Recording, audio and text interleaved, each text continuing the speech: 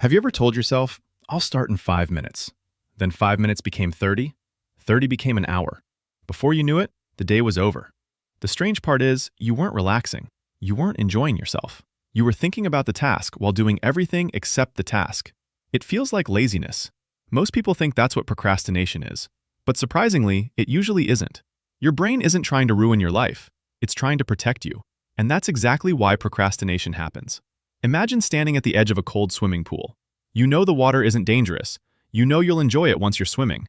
But that first step feels uncomfortable. So you wait. Maybe one more minute. Your brain treats important tasks the same way. Not because they're dangerous, but because they're uncomfortable. And your brain is wired to avoid discomfort. Every time you avoid the task, something happens.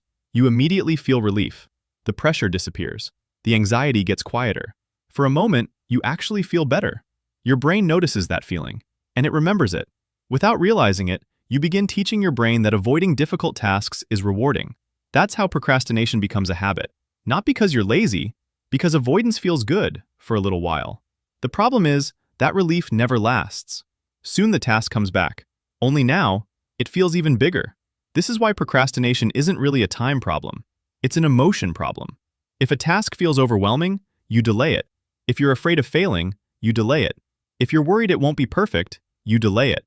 The task usually isn't what you're avoiding. You're avoiding the feeling attached to it. Think about sending an important email.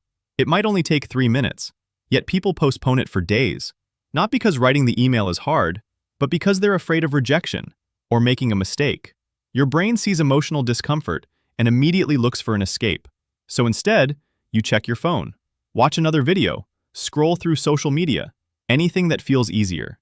The longer you wait, the bigger the task becomes. Your imagination quietly turns a small hill into a mountain. But psychologists have discovered something interesting. The hardest part of almost every task is starting. Once you've worked for just 5 minutes, your brain begins to settle. The anxiety starts fading. The work becomes clearer, and continuing feels much easier. Think about pushing a heavy car. The first push is always the hardest. But once the wheels start moving, keeping the car moving becomes much easier. Action works exactly the same way. Most people wait for motivation before they begin, but motivation usually arrives after you've already started. That's why successful people don't always feel motivated. They simply become good at taking the first step, even when they don't feel like it. So how do you beat procrastination? Don't focus on finishing the whole task. Focus on starting. Shrink the first step until it feels almost impossible to avoid. Don't tell yourself, I'm going to write the whole report. Tell yourself, I'm going to write one sentence. Don't say, I'm going to exercise for an hour. Say, I'm just going to put on my shoes. Small actions don't seem powerful, but they create momentum. And momentum makes the next step easier. Every small promise you keep to yourself builds confidence. Your brain starts believing, I'm someone who follows through. That's where real confidence comes from. Not waiting, not hoping, doing, again and again.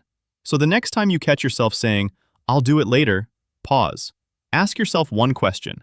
Am I avoiding the task, or am I avoiding the feeling? That question could completely change the way you see procrastination. Because procrastination isn't proof that you're lazy, it's often your brain trying to protect you in the wrong way. The solution isn't waiting for motivation. It's taking one small action, then another, then another. Because once you move, your brain begins to move with you. Remember this. You don't need motivation to start. You need to start, and motivation will often follow.